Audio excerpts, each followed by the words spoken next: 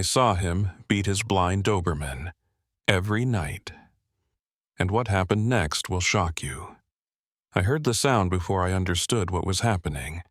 A heavy, wet blow that carried the dull thud of flesh hitting cold wood and left the air trembling as if the house itself recoiled from it, and the second strike came harder and deeper, shaking something in my chest I had spent years pretending was unbreakable. The whimper that followed wasn't the kind that begged or feared. It was the fractured breath of a blind Doberman being hit, until only scraps of life were left clinging to him, and the moment it reached me, I froze in the kitchen with the Rockies' wind cutting past the back porch like a blade I couldn't feel anymore. Something inside me knew exactly what that scream meant. I dropped my coffee when the cry tore through Ridgewood's night sharp enough to feel like glass splitting the dark, and the name formed in my mind before the cup hit the floor. Because Shadow's voice was the one sound I could recognize anywhere in this town, the one sound no one else wanted to admit they heard. Earl Maddox, means solitary, cold-eyed Earl, was doing what everyone here pretended not to know, and for years I'd been part of that silence.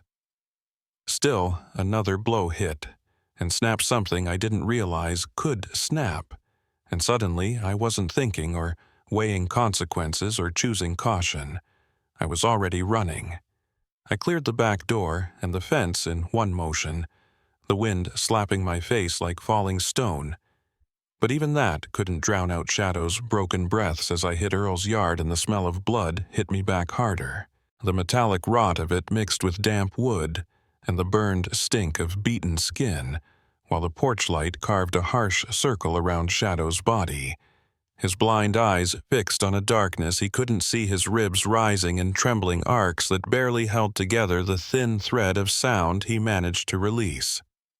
Earl stood over him with a leather belt in his hand, the tip still stained with something dark that wasn't mud, and when our eyes met for that single second, it was enough to understand everything neither of us ever said.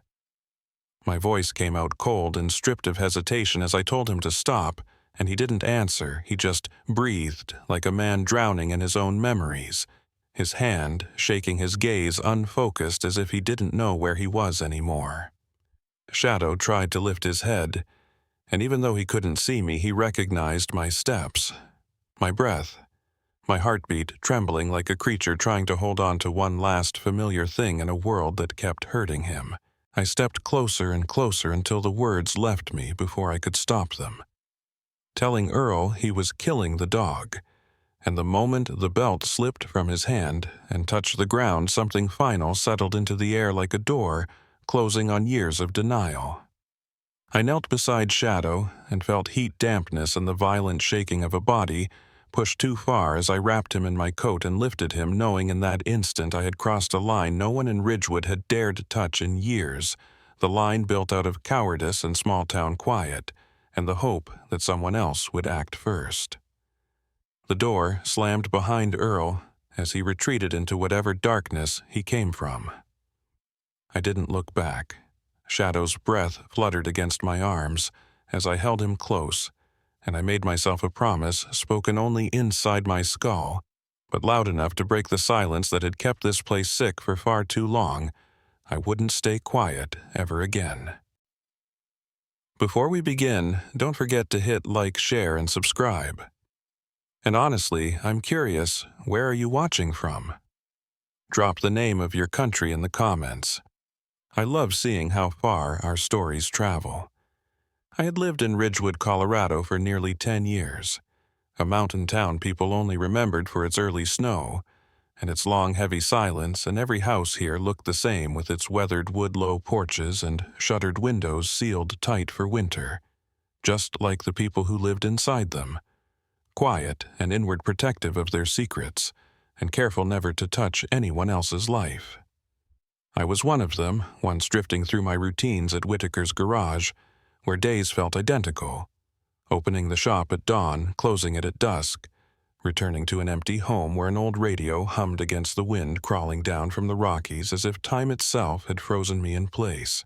It was a life so still I sometimes wondered if the silence was slowly turning me into part of the landscape.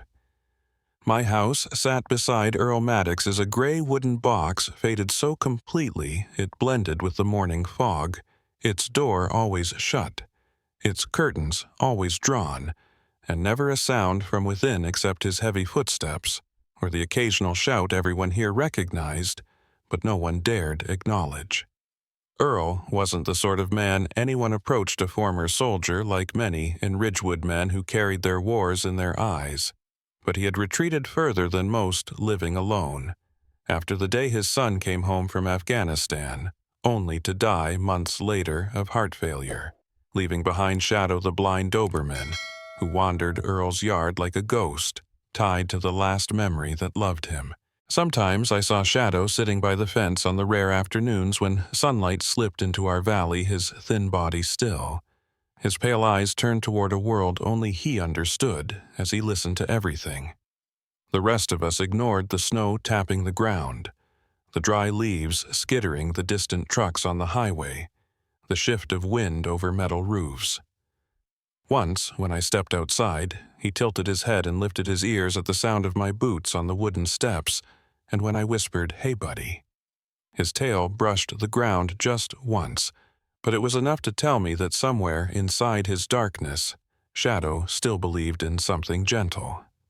But that gentleness didn't come from Earl's house, not on the winter nights when I heard the dull thuds spaced a few seconds apart like someone trying to beat the life out of the air, followed by gruff yelling, or the faintest whimper that sounded like a creature breathing out its last. The whole town knew something was wrong, lived in the house, but no one moved because Ridgewood had an unwritten rule. We all obeyed mind your own business. I once obeyed it too, telling myself it wasn't my business, nodding at Earl each morning, like two men passing in church, and turning my radio louder whenever Shadow whimpered through a stormy night, pretending the bruises I glimpsed on his legs were from stumbling on uneven ground instead of something deliberate. I let Ridgewood's silence shape me, until the night Shadow screamed a sound ripped from him as if someone had crushed his heart in their fist, a sound that sliced through every closed curtain in town and shattered the shell of indifference we wore like armor. That scream split right from wrong so violently it dragged me out of the quiet version of Sam Whitaker I had been for years, because in that instant I understood that doing nothing made me part of the cruelty, not the hand that struck, but the eyes that looked away. And in Ridgewood, the ones who look away keep the darkness alive. Shadow screamed again, and I was no longer the man standing behind a window. I was the one running toward the house next door. The first to break the silence, the person I never imagined I could become. I had always believed that nothing in Ridgewood could make me run, because everything in this town moved slow. The snow, the leaves, even the way people thought, but the scream Shadow released that night didn't drift into my ears the way Ridgewood sounds usually did. It pierced straight through me, like someone had hurled a burning metal bar through my window, and the moment it struck, I was no longer the man who watched from behind glass. I shoved open the back door hard enough to slam it against the wall and crossed the yard like someone sprinting away from his own cowardice, the Ridgewood wind slicing across my face with the metallic taste of oncoming snow, while Shadow's ragged breaths bled through the fence louder than everything else. I didn't think. My legs pushed faster as if arriving a second too late would snuff out the last flicker of a dying light. And when my hands hit the top of the wooden fence, I found myself an almost 50-year-old mechanic, vaulting over it like a kid fresh out of boot camp, before landing on Earl's yard with my knees sinking into the thin crust of snow. The pain meant nothing, because all I could hear was Shadow's broken breathing, and the air around Earl's house felt thick and rotten damp with old decay and shut-in darkness, with a single weak porch bulb carving just enough light to reveal the sight I knew would stay etched in me forever. Shadow lay curled on the ground, his body shaking in sharp tremors. His fur matted and darkened, his blind eyes white and directionless, still trying to face the sound of my steps like it was the only thread of hope he had left, while Earl Maddox stood over him with his face flushed like banked fire, and his breath hammering out of him, gripping a rolled leather belt whose darkened tip told the truth better than any words ever could. We locked eyes for a single beat. One beat was enough to know that if I had come 5 minutes later, Shadow wouldn't have survived. I stepped forward once then again, almost stepping into my own shadow as the words left me low and steady, telling Earl to stop, and though I didn't raise my voice or shake or plead, something in it made him freeze. His war-scarred eyes flicked from me to Shadow as if he couldn't understand how the dog was still breathing. His hand trembling while he clutched the belt like a man gripping the last piece of control he had in his life. I took another step. "You're killing him." Earl opened his mouth as if to argue, but no sound came out. The cold wind stole his breath and left his gaze hollow, stripped of anything that resembled certainty. I knelt beside Shadow, feeling an unnatural heat radiating from his body, the dangerous kind, and laid my hand on his chest where his heart hammered wildly like it was trying to escape. "Shadow, buddy, I'm right here." He couldn't see me, but when he heard my voice his tail moved just once, weak and thin, yet it was clearer than any scream. Behind me, the belt fell to the ground with a small thud that sounded like the end of a long, ugly chapter. And when I looked up, Earl's hand hung limp at his side, his eyes fixed on nothing, as if he had finally understood there was no path back from what he had done. I said nothing more. I slipped off my jean jacket and wrapped it around Shadow's shaking body with the gentleness of someone lifting a fevered child, whispering to him that he wasn't dying here tonight, lifting him into my arms as Earl watched with a look caught somewhere between regret and surrender, before turning away and closing his door with a dull click that felt less like an ending and more like the first crack in a lifetime of silence. Carrying Shadow out of that yard, I knew I had stepped onto a road with no turns, a road I would have to follow to the end, because if I backed down even 1 inch that night, I would never be able to look myself in the mirror again. I held Shadow in my arms, and the first thing I felt wasn't his weight, but the terrible lightness of him, a Doberman, who should have been solid and strong, reduced to something as fragile as a feverish child, his breath hitting my neck in hot, uneven bursts like each inhale might earn him punishment if he took it wrong. I crossed the fence with snow cracking beneath my boots, yet all I could hear was his rasped breathing pressed against my chest as I whispered for him to hold on, saying it not to calm him, but to keep myself from collapsing under the knowledge that if I failed, he would die right there in my arms. The door to my house flew open beneath my kick, and the warm light swept across his shoulders, revealing bruises stacked over old bruises, long red-purple welts across his ribs, and patches of fur scorched as if struck with metal. I don't remember how many times I cursed. I only remember the hammering in my chest as I laid him on a thick blanket by the fireplace, with my hands shaking so badly I dropped the entire first aid kit watching him try to lift his head just enough to find where I was as his ears twitched at my breathing, because blind dogs live by sound, and in that moment he was clinging to the idea that he was safe. I told him he was okay, even though it was a lie, because his breathing slipped into something terrifyingly shallow. Each inhale wet, like fluid, was drowning him from the inside, his heart stuttering under my palm in frantic bursts that felt like he was trying to outrun death. I grabbed the phone with a hand that barely worked and called Ridgewood Animal Care, the only place still open for something like this, shouting for Dr. Avery that I was bringing in a beaten Doberman with a fever and trouble breathing, and she only managed one sharp breath before ordering me to keep him awake no matter what.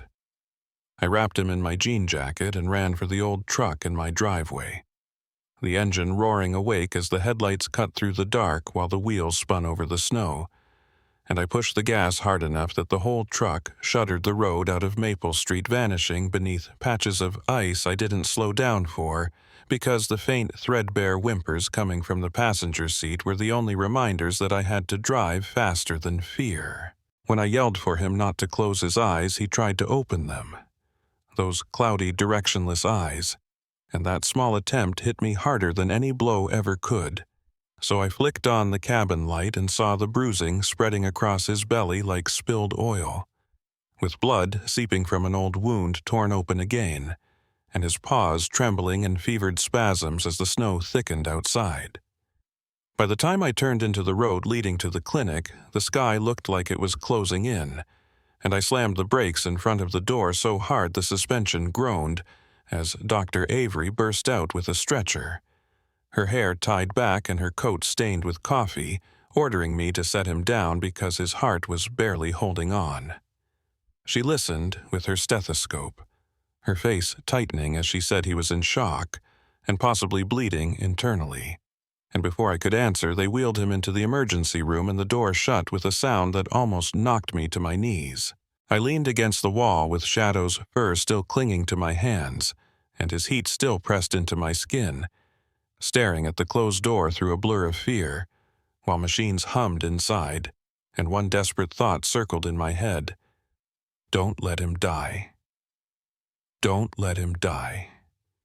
Don't let him die. When Dr. Avery finally returned 10 minutes later with tension wired across her face, she told me they were stabilizing him but that he was hanging on by a single thread and swallowing the taste of falling off a cliff. I told her I wasn't leaving, not tonight, not ever again. She nodded once before saying that if Shadow survived the night, it would be because of me. I sat down on the cold metal chair with my hands still trembling. But in that trembling, for the first time in my life, I knew I had done the right thing. The night at Ridgewood's animal clinic stretched longer than any night I had ever lived, with only two sounds clinging to my ears: the slow, stubborn tick of the wall clock and the faint, uneven beeps of the monitor in Shadow's emergency room that told me he was unstable, but still here, still fighting. By 3 a.m, I was still sitting in the same cold metal chair outside his door, with burning eyes and numb hands, unable to close them even once, because sleep felt like a betrayal when every second mattered. I couldn't leave. When the door opened and Dr. Avery stepped out, pulling down her mask with exhaustion softened by something lighter in her eyes, she told me Shadow was stabilizing, not healthy, not safe, but far better than 3 hours ago, and then asked if I wanted to see him, and the question struck something inside me with a force that made it hard to breathe. I followed her into the room, where harsh neon light flashed across steel trays and hanging IV lines. But all I saw was Shadow, lying on a thin pad, with one leg braced fluid running into his vein and a bandage wrapped around his chest that made him look smaller than I had ever imagined, as if life itself had carved him down. I approached slowly so I wouldn't startle him, lowering my voice because blind Dobermans live by sound, calling his name so gently it felt like stepping through someone's dream, and his ears lifted once, then twice, his breathing quickening, not from fear, but recognition. My hand touched his head, and though he couldn't see me, he could smell me, hear me, feel me, and his tail tapped the pad so faintly I almost doubted it, until I realized it was real, a signal from a creature clinging to the last strand, keeping him alive. "Good boy," I whispered, as Avery folded her arms and quietly told me that dogs in shock rarely responded to familiar voices this quickly, and that Shadow was choosing to live, but I couldn't find the words to answer. I just leaned closer so he would know I wasn't going anywhere. Hours passed in a warm kind of silence. Not the terrifying emptiness from Maple Street the night before, as Shadow drifted between shallow sleep and soft whimpers that eased each time my hand rested on his chest, as if a simple touch without pain was enough to give him the strength to keep going. I pulled off my jean jacket and laid it over the coldest part of his body, the fabric still carrying the smells of oil metal and home scents Shadow had never been allowed to know. And he breathed deeper enough for Avery to hear it too, as she offered a small smile while telling me the dog trusted me. I stared at the ceiling with the sharp ache of glass pressing against my ribs, as I wondered how he had become the one thing in my life I felt I needed to protect at any cost. And then I understood in his world of darkness, filled only with sounds, scents, and heartbeats, choosing me was not an accident. It was a plea. Dawn slipped across the windows while I was still beside him, the first light brushing over his freshly cleaned black and tan coat, as Shadow stirred not in pain but searching, and I lowered my hand immediately, letting him nestle his head into my palm with warmer breath and steadier rhythm, as Avery checked his vitals and finally said he was truly stable past the worst of it. I pulled in a breath so deep it almost folded me in half as she warned me he would need time and someone he trusted, and without hesitation I promised I would be that person. Shadow heard. His tail moved again, weak, but this time with hope. When I stepped outside for air, the snow had softened, and the Ridgewood sky looked impossibly blue, and I stood there knowing the fight wasn't over, with Earl Maddox still sitting in that dark house and the law waiting in the shadows of what came next. But inside that clinic, a blind Doberman was starting to believe the world might hold something other than darkness, and I knew that belief was the beginning of every miracle. 3 days after Shadow crossed the line between life and death, I asked Avery if I could bring him home, and she agreed with a warning that felt like the last flare before darkness. Abused dogs often relapse once, and I shouldn't panic when it came. I told myself I was prepared, but no one is ever truly ready for the moment when the past reaches through the present like a cold hand. And that night, as fine snow drifted down like silent ash, I laid a large mattress beside the fireplace where the warmth painted soft gold across Shadow's black and tan coat, while he rested with his head on my leg as if he had done it all his life. Everything felt still. Just when I began to believe his pain had finally loosened its grip, a knock sounded on the door.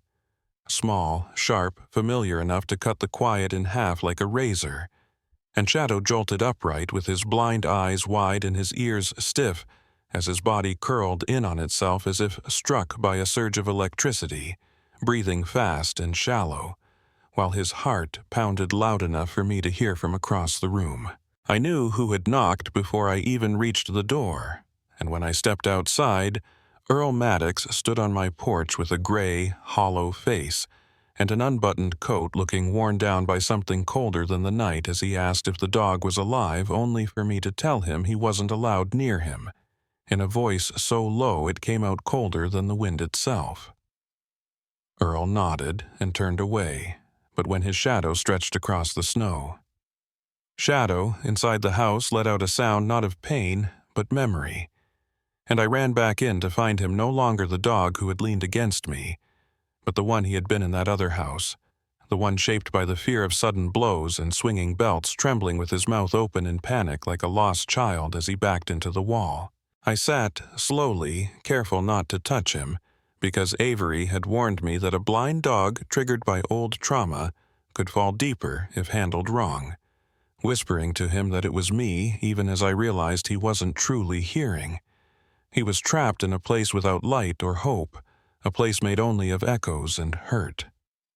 I had to do something to pull him out. I remembered Avery saying blind dogs find the world through sound first and scent second, and if I wanted to break the panic, I had to guide him with my voice slowly, steadily, without letting fear slip into my tone.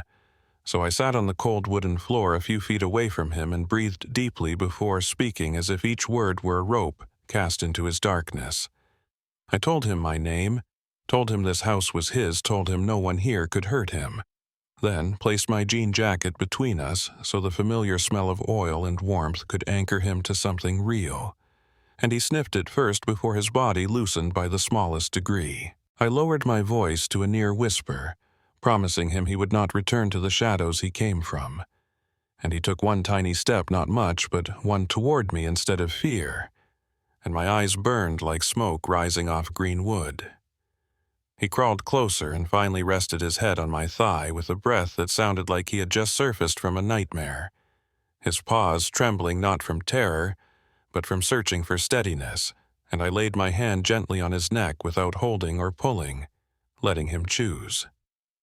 Shadow leaned into my palm, and in that single quiet motion, the ritual of healing began. I wrapped him in my jean jacket, and he breathed into the fabric like it was a place of safety, while outside Earl Maddox stood alone beneath falling snow, swallowed by the dim shape of his own remorse. But inside my warm living room with firelight flickering amber against the walls, Shadow had taken one more step out of his past. A small step, but for a blind Doberman who had been beaten into darkness, it was a revolution. Winter slipped away from Ridgewood the way an old man might release a hand he has held too tightly for too many years, slow and unwilling. But even as the town stayed damp with cold, my life with Shadow began to warm in the quietest, most deliberate ways, as if we were thawing together after a season neither of us had chosen. Each morning when I opened the porch door, he lifted his head with ears pricked forward and nose tilted toward the faint birdsong on the roof, and for the first time he seemed curious about the world rather than frightened of it. It felt like watching someone relearn how to belong to life. I sat beside him and laid my hand on his neck, telling him the world had sounds far kinder than the ones from that night, and a week later, when Avery checked his wounds, and found him lying calmly on the exam table, blind eyes turning toward my voice while his ears followed every word. She laughed softly and told me she had never seen a case recover by anchoring itself so completely to a single person. I didn't answer right away because in that moment I understood that without light to guide him, Shadow had chosen the one voice he trusted most to serve as his light, and all I could do was rest my hand on his head and tell Avery he had done the hard part while I had merely stayed. She told me many people couldn't even manage that. That afternoon, when I drove him home, I stopped in front of Earl Maddox's house, not because I wanted to, but because Shadow sensed where we were by the shift in the air and the familiar stillness near the old fence, and I waited without urging him forward. He stood with his head angled toward the silent house, no shaking, no crouching, simply holding himself still as if saying goodbye in the way blind dogs do when they face their darkness one last time. So I knelt to rub his neck and reminded him we owed that place nothing, before he touched my hand with his nose and walked back toward the truck on his own. Some endings don't need intervention. Some lessons just close themselves. Spring came late to Ridgewood, but when it arrived, it did so gently, with snowmelt whispering along the edges of the road and children laughing in the small park at the end of town, while Shadow, the blind Doberman, who once curled in terror beneath blows, learned to run again. He chased the sound of my voice and the rhythm of my steps on the ground, rising after each stumble and lifting his ears at the sound of my laughter, before running again with his short tail flagging behind him like the banner of a tiny survivor. One boy watched him and asked why he was so brave when he couldn't see, and as I looked at Shadow with his head tilted toward the child's voice, I told him the dog had already lived through things darker than blindness and carried only the light inside him now. The boy nodded as if he understood, and Shadow sniffed the child's hand without pulling away or flinching, accepting this new presence with the steadiness of someone who had finally found safety, and I knew I was witnessing the moment a fragile creature decided to trust humans one more time. That night, we sat on the porch beneath a dark but gentle Ridgewood sky with wind brushing across the tin roof, and Shadow rested his head on my leg with a deep breath that felt like the release of everything he had carried. I slid my hand across his back as he leaned into me with a silent, complete trust that needed no explanation. "You're safe now, Shadow," I whispered, promising I would be his eyes if he would be my heart. And though he had no words to answer, his tail tapped twice against the wooden boards, two soft beats of thanks of trust of an unspoken vow between two beings who shared no language yet understood each other entirely.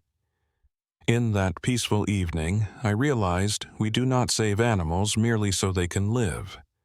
We save them so they can teach us how to be human.